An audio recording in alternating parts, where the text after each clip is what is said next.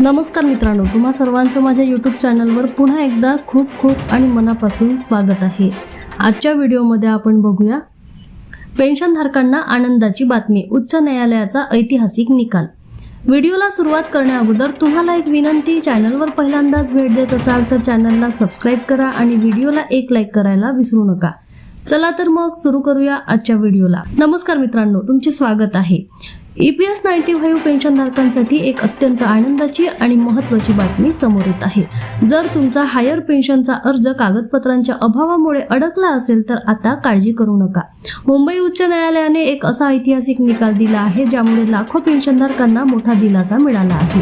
नक्की काय आहे हा निर्णय आणि याचा फायदा तुम्हाला कसा होणार हे जाणून घेऊया सविस्तरपणे।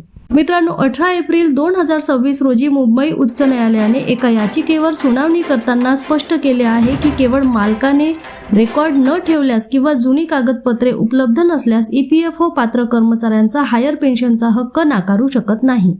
बऱ्याच वेळा काय होते की जुन्या कंपन्यांचे रेकॉर्ड उपलब्ध नसतात किंवा मालक ते सादर करत नाही।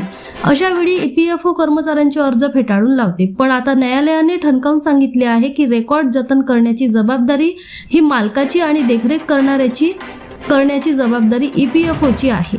त्याचा फटका गरीब कर्मचाऱ्यांना बसता कामा नये। न्यायालयाचे महत्त्वाचे निरीक्षण। न्यायालयाने आपल्या निकालपत्रात काही महत्त्वाचे मुद्दे मांडलेले आहेत।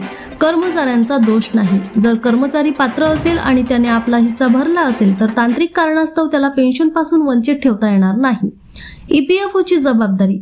कागदपत्रांची पडताळणी करणे हे EPFOचे काम आहे। मालकाने सहकार्य केले नाही तरी पर्यायी मार्गाने पडताळणी करून पेन्शन मंजूर करावी। हायर पेन्शनचा मार्ग मोकळा। या निर्णयामुळे अशा हजारो कर्मचाऱ्यांना मार्ग मोकळा झाला आहे ज्यांचे अर्ज केवळ मिसिंग रेकॉर्डमुळे प्रलंबित होते। याचा फायदा कोणाला होणार?